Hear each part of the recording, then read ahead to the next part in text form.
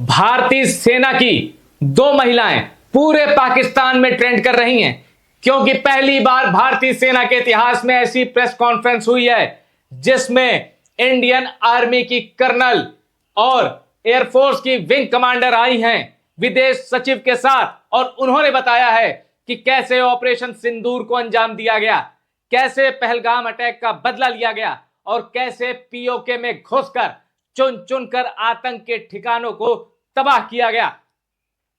Colonel Sophia Qureshi, यह नाम पूरे पाकिस्तान में ट्रेंड कर रहा है, क्योंकि आसिम मुनीर ने क्या कहा था, आपको याद है ना? पहलगाम अटैक से कुछ दिन पहले क्या कहा था कि हिंदू और मुसलमान कभी एक नहीं हो सकते।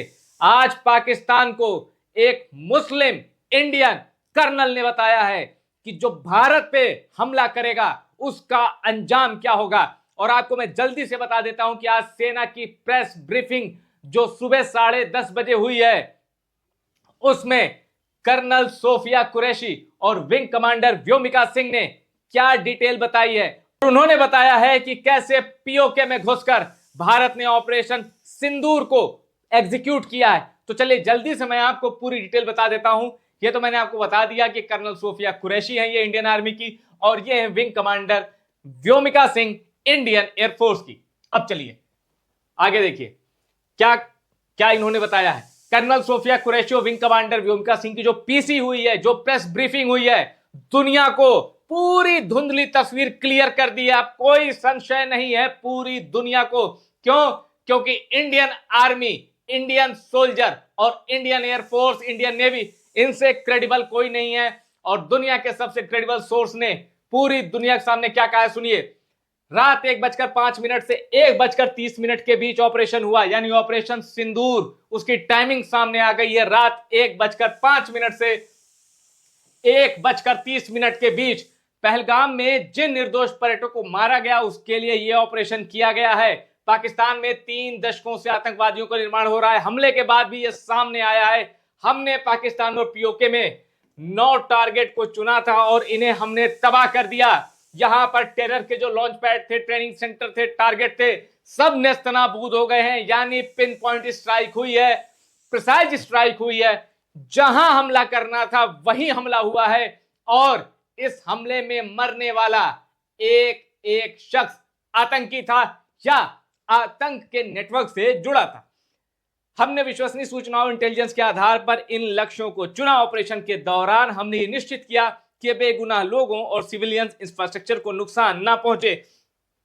इंडियन आर्मी की यही खासियत उसे पूरी दुनिया की सिक्योरिटी फोर्सेस से अलग करती है, क्योंकि इंडियन आर्मी सिर्फ टारगेट पे वार करती है, सिर्फ टेरर पे वार करती है, कभी सिविलियन या सिविलियन इंफ्रास्ट्रक्चर को निशाना नहीं बनाती। अब आगे देखिए, हमने विश्वसनीय सूचना और इंटेलिजेंस के आधार पर इन लक्ष्यों को चुना। ऑपरेशन के दौरान हमने ये निश्चित किया कि बेगुनाह लोगों, सिविलियन इंफ्रास्ट्रक्चर को नुकसान न पहुंचे।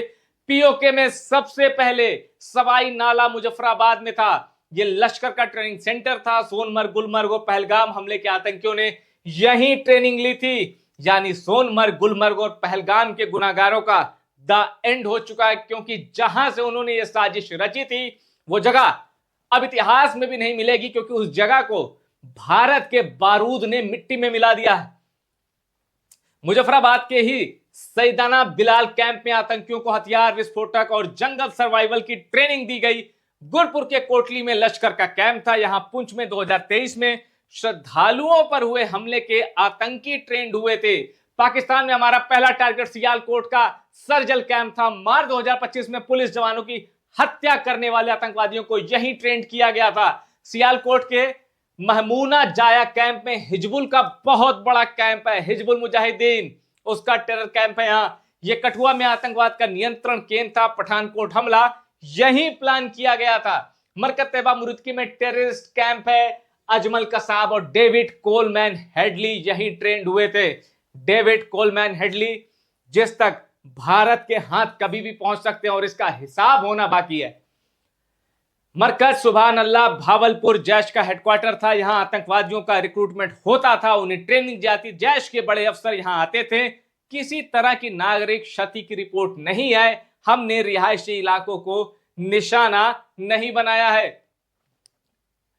अब पाकिस्तान ये देखकर चौंक गया कि इंडियन आर्मी की कर्नल सोफिया कुरैशी आ रही हैं और पूरी दुनिया के सामने बता रही हैं कि टेररिस्तान का कैसे चुन चुन कर हिसाब किया गया है।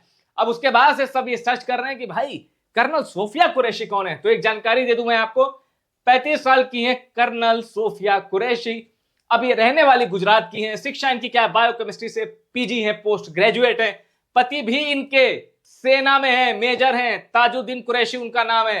एक्सरसाइज फॉर द टीम में प्रोग्राम का इन्होंने नेतृत्व करने वाली पहली महिला अधिकारी हैं, यानी ये रिकॉर्ड भी सोफिया कुरैशी के नाम है। 2006 में कांगो में संयुक्त राष्ट्र शांति अभियान में भाग लिया। कांगो जो कि बड़ा अशांत देश है अफ्रीका का।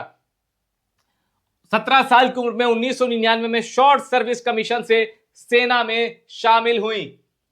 तो यह था परिचय इंडियन आर्मी की कर्नल सोफिया कुरैशी का, जो इस वक्त पाकिस्तान समेत पूरी दुनिया में ट्रेंड हो रही हैं। और अब देखिए दैनिक भास्कर की यह ग्राफिक रिपोर्ट है और 9 आतंकी ठिकानों पर भारत का हवाई हमला। वो 9 आतंकी ठिकाने कौन से हैं, एक एक नाम सामने आ गया है। ये देखिए पीओके मुजफ्फराबाद, कोटली, सियालकोट, मुरीद के बहावलपुर, तेहरान कला, बरनाला। 1 2 3 4 5 6 7 8 9 पूरे के पूरे 9 टारगेट मैप पे लोकेट हो चुके हैं। देख लीजिए, जिसको भी तसल्ली करनी है देख लें। और जो कुछ नेता जो सर्जिकल स्ट्राइक, एयर स्ट्राइक उसके सबूत मांग रहे थे, आपको तो पाकिस्तान सबूत दे रहा है। कहीं भी पाकिस्तानी सोर्सेस के हवाले से, क्योंकि भारत में तो कुछ चैनल बैन कर दिए गए हैं, पाकिस्तानी चैनल जरा खोलिए, जरा पढ़िए वहां का विदेश मंत्रालय क्या बोल रहा है, वहां का प्रधानमंत्री क्या बोल रहा है, वहां का आईएसपीआर क्या बोल रहा है।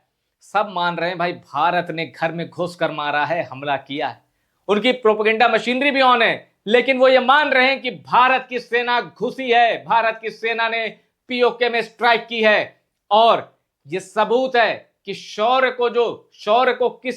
किसी परिचय का मोहताज नहीं होता। और भारतीय सेना का शौर्य इस वक्त पूरी दुनिया देख रही है। और पाकिस्तान ने 22 अप्रैल को जो गलती की थी, 7 मई को उसका पहला चैप्टर रिलीज कर दिया गया है भारतीय सेना की ओर से। और ये कोई अंत नहीं है, ये इंतकाम पूरा नहीं हुआ है।